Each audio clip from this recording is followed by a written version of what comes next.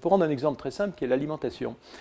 Bien sûr, on n'a pas attendu les 30 dernières années pour avoir une alimentation qui soit au-delà des limites du territoire français, de ce qu'on appelle l'hexagone, qui est un terme qui lui remonte aux années 60.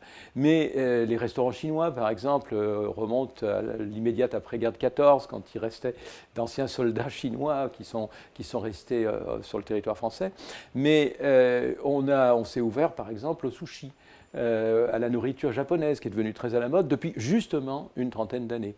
C'est vrai très rapidement pour des tas d'autres modes alimentaires, même si les rythmes de repas ne changent pas, ou peu, et pour des raisons qui ne sont pas mondiales, les types de choses, de biens, de nourriture, de saveurs surtout, qui sont dans nos assiettes changent.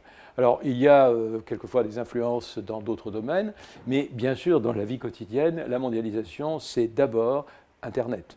S'il y a une chose qui joue fondamentalement, c'est que nous pouvons dans notre poche ou sur notre table avoir des informations, des images, des films dont l'émission s'est faite à 20 000 km, c'est-à-dire à l'autre bout du monde, sans qu'on forcément le sache, même sans forcément qu'on s'en rende compte, parce que c'est parfois même automatiquement traduit.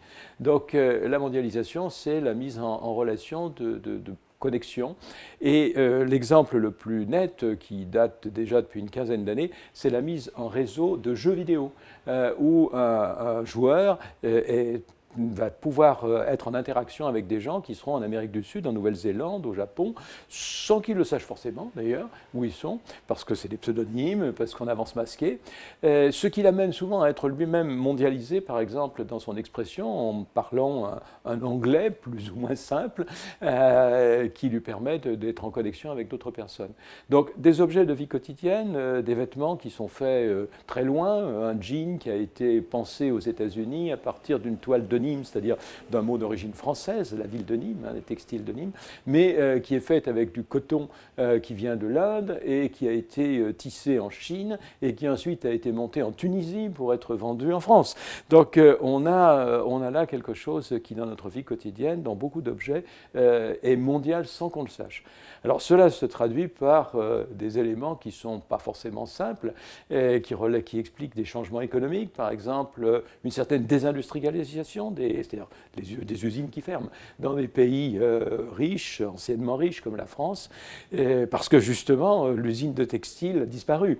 Mais des usines sidérurgiques sont obligées de se spécialiser dans du très haut de gamme, ont du mal à subsister, parce que des produits nouveaux apparaissent, donc on se situe comme non plus des fabricants de tout un objet, mais un élément dans une chaîne longue et mondiale de production de l'objet du moment où on le pense jusqu'au moment où on le consomme. Pratiquement pour des objets un peu complexes, tous les lieux du monde sont souvent mis en cause. Mais il y a évidemment aussi de gigantesques espaces où les populations sont en marge de la mondialisation. Ça, il ne faut pas l'oublier. Certes, quand on est en France, on est à la fois relativement protégé et bien inséré dans la mondialisation. On en a quelques inconvénients, on en a beaucoup d'avantages. Mais il y a toute une partie des populations du monde, et entre autres des adolescents, peu ou pas scolarisés, qui sont à l'écart des processus de mondialisation, et ça, il ne faut jamais l'oublier.